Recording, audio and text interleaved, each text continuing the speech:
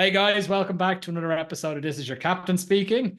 For people that may have seen other episodes from this particular week, I do need to explain my face, right? This here. So I slipped when I was running last weekend and face planted the road, hence why I look like this. And now that we've covered that, we can get right into the episode and get speaking with our guests. So today, I'm really excited to speak with somebody that holds email very close to their heart, which I also do as well. I haven't started my career in way back when email marketing was something that I was very involved in. Today I have Samar Owais, and I hope I didn't butcher your name there. My apologies, even though we discussed it just beforehand. Samar is a founder at Emails Done Right and has a vast experience writing emails for companies like Marriott, Intercontinental, and MetLife, for example. Over the past couple of years, she specialized in creating email journeys that not only turn subscribers into customers, but compel them to come back again and again and again and again. So with that, I'm really excited to have Samar on. Samar, really nice to have you. Thank you for having me. Sure, no worries. Hey, look, let's get right into it. So why email? Yeah. What's the obsession? Oh, so do you want the long version or the short version? Go whatever one you feel most comfortable talking about. Okay, so I started freelancing in 2008. Fast forward to 2018, I'm a burned out content writer. And this is when I've already written content for startups, been published in, internet famous blogs like Copyblogger. And I've worked with MetLife and Aetna and Marriott and all of these companies. And business is really, really good, but I am burned out. I don't want to get out of bed in the morning. And here I am thinking, what do I do?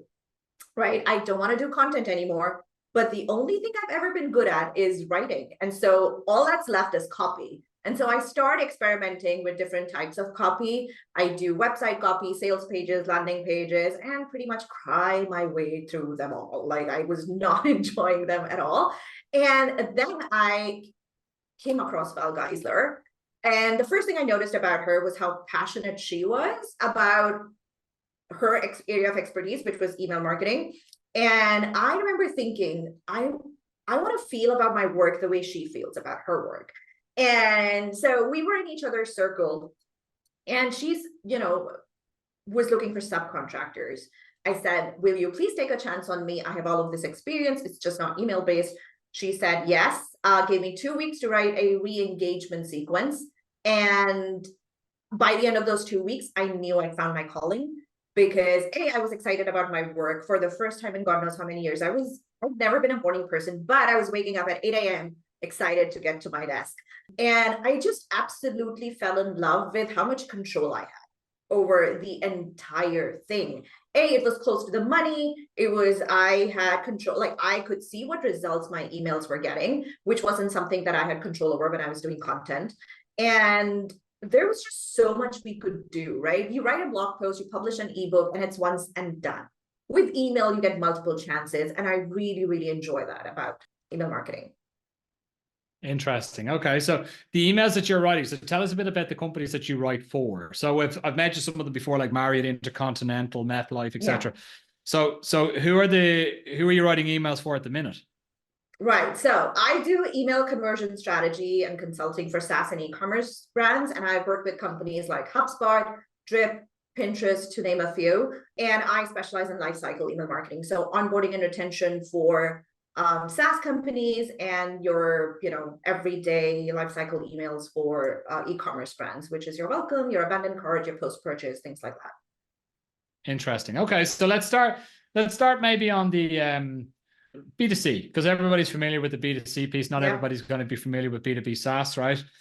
On the B2C side, like what are some of the shortfallings or shortcomings that you see people make time and time again when it comes to email as a channel? Oh, there are two. One is that people don't focus enough on the number of users or subscribers that don't convert, right? Everybody's just so hyper focused on conversions. We forget that a vast majority of our audience will just not do what we want them to do. And so we're planning for, how do we convert these people? But I also always want to make a plan for well, what are we going to do when they don't convert? Like, what about that part of our audience that is not going to convert? What emails are we going to send them next? What is our strategy going to be for them? Because it's not always like a hard no for people, right? It's maybe like a not yet, or I'm just not convinced so far, right? And so I always want to create a backup plan for them. And I have not seen many SaaS companies do that. The second thing that I want to call out is email specific, right? So you pick up any SaaS company's email, and typically they'll have like a bunch of things stuffed in there, right? There'll be like a webinar invite, there'll be like their latest blog post that had just been published. Then at the bottom, they'll always have like, hey, follow us on social, da da da da. My whole thing with email is one message, one reader, one type of call to action. And so many SaaS companies, so many emails in general just miss that mark. So yeah, that's interesting. I think it's one of those things that people think that they just need to do it and they don't really give much thought to it, really, right? Yeah. Like I've worked at companies myself, such as Emarsis, who you may be familiar with. They were purchased by SAP back in the day. Emarsis started as an ESP way back when, right? Back in the early 2000s, even in the year 2000, I think. So email was always very close to their heart, and they worked with a lot of B2C brands, right? And it was just like we used to sell just some out of box sort of templated journeys, let's say, for some of the things that you mentioned there, like onboarding journeys and things like that just led to more loyalty, right? It can be simple things like, but it's funny, like a lot of people also think that, hey, email is dead. I'd be interested to hear what your thoughts on that are, because I got my own thoughts, but I'd be interested to hear what you have to say. Email's been dying since the 90s. Yeah. And let's say what, 25, 30 years later, it's still there, it's still alive. And I feel like in today's world of like social media, TikToks, all of that, yes, hyper connectivity, but email is everybody's personal space. You don't have an audience there. That's your little corner of the internet where you have complete privacy. And so to have the privilege of emailing somebody and getting their 100% attention, that's precious. And so I don't think that's going to go away anytime soon. That's a fair point. I think there's a point to be made as well that like shitty email is dead. Like but that's the same. Dead, yeah. That's the same across every channel, you could say. Like if you're really bad at a specific, or you're not giving it any specific attention. I work very closely with sales teams and SDR teams. You may be familiar with SDRs, right? Junior sellers that are doing a lot of cold outreach, right? And it's also, I apply some of the fundamentals from marketing there into how they go about an outreach, right? And I think one of the things that's important is like, if you go and just fire out an email that's got 12 CTAs, call to actions, by the way, if people don't know what I'm talking about, and it's 25 paragraphs long, you can be pretty damn certain, unless the content is like really top notch, like really valuable, that is like, it's not going to perform. Not even that. I am going to argue not even that, because people's attention spans are very, very short. Plus, they have like a bunch of different things going on in their lives, right? And we're not used to staying on one. It's like, think of everybody's Chrome tabs, right? And on any given day, I have maybe 50 plus open. And it takes me 3 to 4 weeks to like finally realize, oh, now it's going to crash. I need to close a lot of them, right? Email is the same way. Everybody is getting bombarded with emails.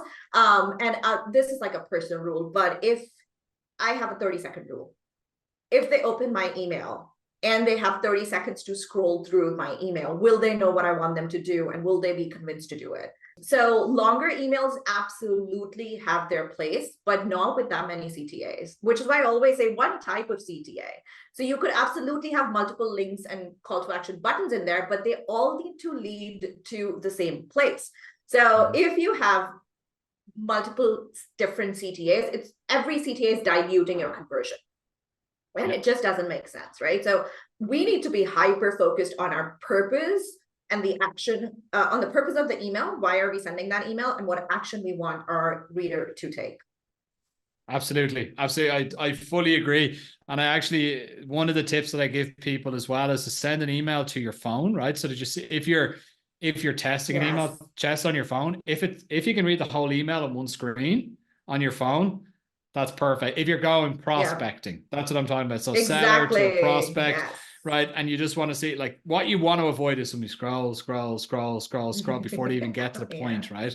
So like that's super interesting. Okay, so let's talk a bit like some of the tools and technology out there that are available to email marketers. But let's talk about maybe first some of the tools that help inform it. So obviously AI is playing a massive role, right? So ChatGPT, etc., playing a huge role. How are you using that, or how are your clients or customers using that in order to create content for emails? Are you, I haven't read enough into it myself to be able to say like what, for example, content creators are doing now. Like if you're writing blogs or whatever, they're like, no, don't use ChatGPT. It's going to be the end of the world if you use it. Your traffic is going to suffer, blah, blah, blah, blah. It does the same logic apply to email, or what are you seeing? Well, I use email, and I also recommend to my clients, use ChatGPT and other AIs as your assistant. It should make your work faster. It should not take over your work. That doesn't make sense. Like when the whole ChatGPT thing was happening, I had a bunch of up and coming copywriters come to me in the communities that I'm part of and say, well, we lost a client because they said, AI is going to do it. They don't need a copywriter. And my advice to them was wait 6 months. Right. And that's what happened. I had one person whose agency job was like made redundant. And then she emailed me a few weeks ago and it's like, well, they came back. And I was like, well, that was bound to happen because that agency ended up losing all of their clients. And then because they were using AI. And say what you want about AI, people do not respect it if that is the output you are giving it to them. So AI content is really great. But when you give it to your clients, it's not perceived as high value. Let's just say that. So use AI as a tool. So subject lines. You don't have to brainstorm an hour and come up with 25 and 30 subject lines on your own as a copywriter. Let ChatGPT do it for you in 30 seconds. And then you pick and choose. And we are all editors at heart. The one that will work will stand out, or it'll give you that great idea, right? Shitty first drafts. Let ChatGPT create one for you. And that just makes so much sense for me. And it's really, really made my time, saved me a lot of time. So AI for saving time, but AI for making money, not just yet. I think we're almost there with it, though. To be honest, I based on the rate at which it's improving, like the ChatGPT 5 or whatever. I don't personally use it too much myself. I use it for things like if I need to come up with a job description, then I'm not going to sit down and write a job description myself, right? Like I think that's just not necessary any longer, right? But for things like email and stuff, that's a really good point there with the subject titles, right? I think subject lines, like one of those things that I've used with subject lines before in the past, I've sit down for hours and come up with like 5 to 10 different variations and be like, which one is going to work against which, etc. One of the things I haven't seen that I feel there's a big market for, I love how SaaS apps are already using AI, right? So ClickUp has an AI that lets you create a project management thing, whatever. But there's such a market for, in the email marketing world, for like taking a copywriter's wireframe of an email and then just designing it, right? And so that will save us even more time. And then the designer can come in, make sure everything is right, fix things, all of that, and then you go. And that is going to save agencies so much time as well. And I am waiting for AI to get to the level that is Iron Man's Jarvis. And I feel like that's where it's headed. And that is where we'll all have an AI assistant at in maybe 10 years or less, where we all have our little Jarvises in our phones or our ears that is managing our lives, doing most of the work that we otherwise would have done. That's the hope. That's the hope. I think, I agree with you. I think it's going to end there at some point, or it's never going to end. But I think that's the direction that it's moving towards. I fully agree with that. Let's change lanes a little bit here, because I've spoken with many email marketers over the years, and I've also I did, as I mentioned before, I was involved as well in email marketing quite often myself. What are some of the mistakes that you've made? When you press send an email out to, I don't know, a couple of 100,000 people, and you realize, oh shit. Tell me a bit about it. So do you have any, because you've been working in email for so long, I guess you have a couple of those stories. So one of the earliest and most common mistakes for me was a broken link, right? And that just nothing makes me feel more stupid than that mistake, because I just wasted all of those conversions, and it's never high enough when you send another email correcting it. Right. And so like I I mean, you send enough emails, that's a mistake that is going to happen. And especially when a client is going through a launch and that happens, you just feel an idiot like an email marketer. And then you feel so much guilt towards your client because, well, I was responsible for it, right? And this shouldn't have happened. But over the years, I've learned to be kinder to myself and realize that these things happen. And also I've been blessed with like wonderful clients who have also said the same to me, like, shit happens. That's good. That's good. I've been on the receiving end of that a few times as an email marketer. It's like that broken links thing is a classic, or the personalization doesn't work properly. Oh, right? Personalization not I working had that properly, mistake classic. happen to me so many times. I never use first name personalizations anymore. There are so many different ways to personalize an email. Otherwise, that using a name is not important. Interesting that you don't even use the name anymore. Yeah, that's super interesting.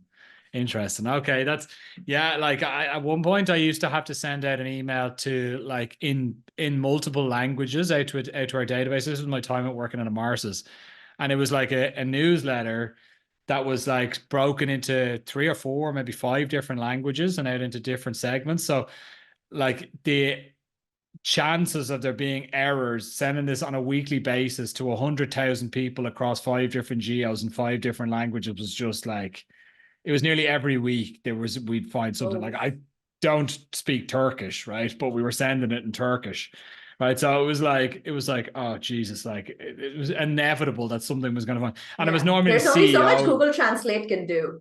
Oh man, like, and this is a long time ago. This is before Google Translate was even good, like, so this is nearly 10 years ago, right? So it is actually 10 years ago. So it was like, it was, oh man, the anxiety of press and send, that email send, I don't have good memories of press and send on emails, to be honest with you. The level of anxiety, like, I don't know if you're the same, but I'm glad I'm a CMO nowadays. Okay, so I've dealt with it in a different way. I no longer do implementation. So I do strategy and copy only. Implementation is somebody else's responsibility. And I tell my clients, whenever a brand reaches out to me, I'm always like, listen, you need to know 3 things about me. A, I'm not an agency. B, I don't offer end-to-end email marketing services. And C, I'm forgetting what the C was. But basically, I'm not a good fit for a lot of companies, but I'm the perfect fit for a few. And that works brilliantly for me. Got it. Okay. And with that, we're just coming up on time. So thank you so much, Summer. It's been a really great conversation. I really appreciate you. Absolutely. Thank you for having me. Sure. Where can people find you, Summer? Oh, emailsdoneright.com. That's where I pick email fights. And challenge email the status quo. Yeah, I challenge the status quo of the way things are done in the email marketing world. Perfect. Okay, we'll make sure to put that in the description. Please, everybody, check it out. And Emails Done Right. Summer, it's been really great speaking with you. Thank you so much for coming on, and hopefully we can have you on again at some point. Perfect. Thank you for having me. Sure. Guys, this has been another episode of This Is Your Captain Speaking. Tune in again next week for great content. Thanks, Summer. Thank you.